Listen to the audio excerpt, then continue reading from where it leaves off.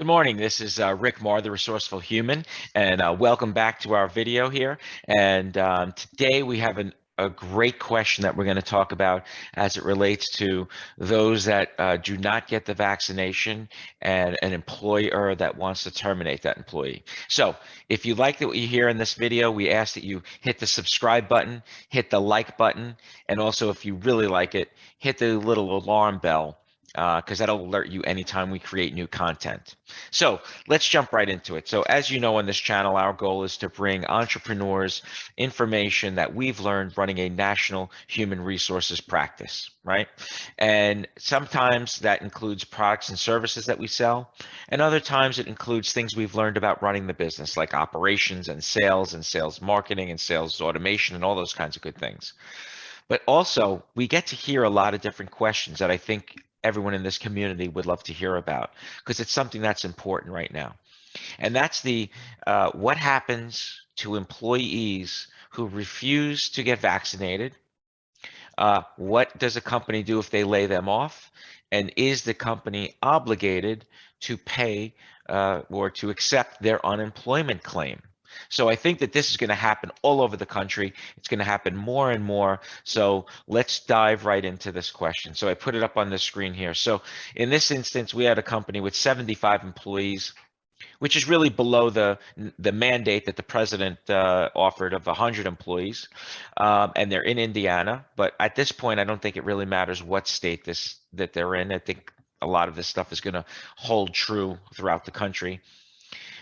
So they're terminating the employee for not having the vaccine and terminating them for violating the company's policy. So remember, the handbook should be updated to include this stuff. So the question is the employee eligible for unemployment benefits?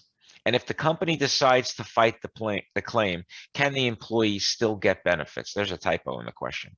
So in short, right, assuming that the employee is not refusing on medical, religious, ADA, or some other protected measure, right? Which we have to assume most employees are not just going to say it's because it's a political belief or they just don't want to do it or something along those lines.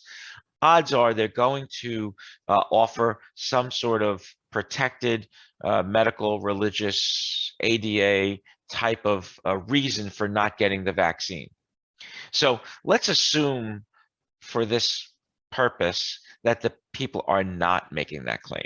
If they are, you really want to be careful. You really want to make sure you have your I's dotted and your T's crossed. So, we expect that most states still don't have their full answers in place, and there's going to be further clarification on what happens in this situation, right? Clearly, if there's going to be this mass exodus, this mass or the great resignation, as it's called, I think states will deal with it differently. If it's a handful of people here and there, that might be a different situation. But let's make some reasonable, logical, assumptions that the employee who refuses the mandatory vaccines would generally be ineligible for unemployment insurance because refusing that is a violation of a company safety policy. So that would disqualify them in most states.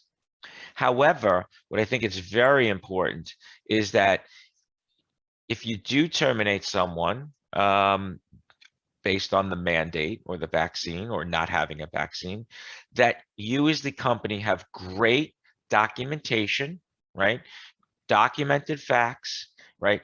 Because think about it, if people lose their job and now they can't get unemployment, they're going to be desperate, right? They're going to come back to the person that they feel wronged them, right? There's a whole army of lawyers who are working on contingency basis for other HR matters and other matters who would probably be really happy to take up this case for many of these terminated employees who are now desperate, who are broke, who cannot get unemployment, right? Who may have lost their ability to earn a living. So it's going to create a backlash. So our best advice is have good documentation on what happened, great handbook policy, great documentation in the employee file, written up properly. And if you need some advice, you have to find professional HR or legal advice in this matter. So I thank you for staying till the end.